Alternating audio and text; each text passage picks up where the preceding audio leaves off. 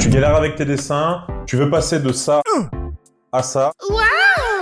Alors regarde bien cette vidéo, c'est une compilation de formats courts que je fais également sur la chaîne. Regarde bien jusqu'au bout, ça va t'apprendre différentes techniques pour pouvoir t'améliorer justement dans tes dessins. Il y a beaucoup de dessins de voitures, je fais pas que ça. Tu peux également m'envoyer des dessins d'objets ou de véhicules de toutes sortes, ça peut être des tracteurs, des sacs à main, des skateboards, des vaisseaux spatiaux même, peu importe. Et si vraiment tu sens que tu as besoin d'être aidé plus en détail, plus en profondeur, je peux également faire des sessions de coaching personnalisées. Donc n'hésite pas à me contacter à ce mail-là. Et pour commencer, n'hésite pas à télécharger mon guide du sketch sur mon profil ou dans la description de cette vidéo.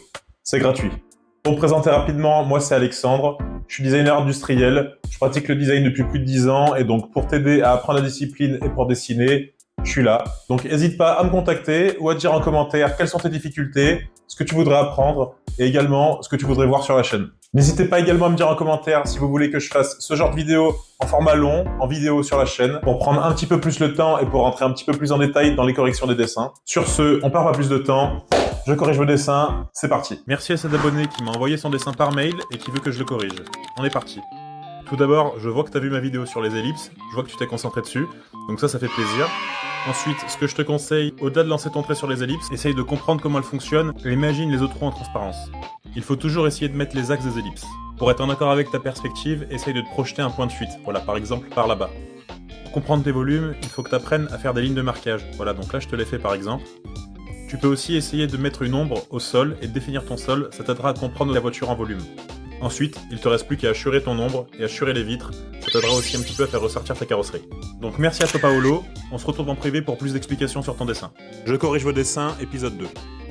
Une pantoufle sur chenille qui crache des flammes? Bon, pourquoi pas. En revanche, l'étape d'après, c'est de comprendre quel volume t'es en train de faire. Donc là, je te montre un exemple de comment t'aurais dû construire à peu près une pantoufle. Ensuite, si t'as bien compris la perspective, il faut que tu cales tes ellipses, donc toujours mettre l'axe. Et petit conseil pour faire des chenilles, tu dois mettre le premier cylindre et le dernier, et ensuite tu remplis avec toutes les ellipses qui symbolisent les galets de ta chenille. Même chose pour tes pots d'échappement derrière en arc de cercle, donc tu traces ta courbe dans le bon axe, et ensuite tu remplis avec les différentes ellipses, au moins tu seras sûr que ça sera cohérent. Ensuite les lignes de marquage pour comprendre ton volume.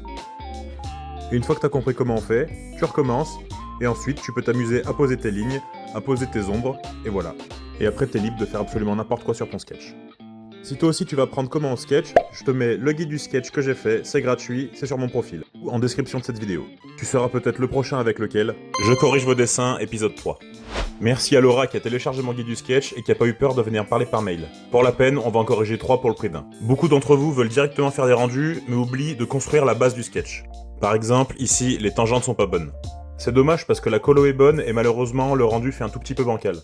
Pour ça, tu dois absolument comprendre dans quelle perspective se trouve ton véhicule, même sur ton image de référence. Là, en n'ayant pas respecté ton point de fuite, ça crée un petit peu des erreurs. N'hésitez pas à tracer des grandes lignes avant pour comprendre vraiment dans quel environnement et quelle perspective se trouve votre véhicule. Ici, je pense que tu t'es fait avoir par la courbe de la Ferrari, mais t'as pas réellement respecté sa structure. Pareil pour le deuxième dessin. Même si c'est une vue de face, il y a quand même une logique et une structure à comprendre. Essayez toujours de trouver le point de fuite et de résumer globalement l'objet que vous voyez avec des cubes. Et sur le dernier dessin, les tangentes sont bonnes. Le seul truc qui pêche, c'est les ellipses, elles sont un petit peu molles. Pour ça, je te conseille de les travailler ou de regarder ma vidéo sur le sujet. Pour les autres qui veulent progresser, téléchargez mon guide du sketch sur mon profil, c'est gratuit. Tu seras sûrement le prochain avec lequel je corrige vos dessins, épisode 4. Un grand merci à Alan qui a pas hésité à me partager plein de dessins qu'il a fait. Il est en 3e année d'école en design industriel, donc forcément il a un peu plus de niveau que les autres, mais justement c'est intéressant, on va s'y pencher. On voit quand même qu'il y a toujours des petits défauts de structure, mais c'est normal, il faut vraiment se forcer à essayer d'imaginer en transparence et de mettre des lignes de marquage sur ce qu'on fait. Après, pour faire ressortir son dessin, ça va surtout se jouer avec les contrastes et les ombres qu'on met, notamment là je pense que tu peux rajouter une petite ombre portée, ça rajoute quelque chose.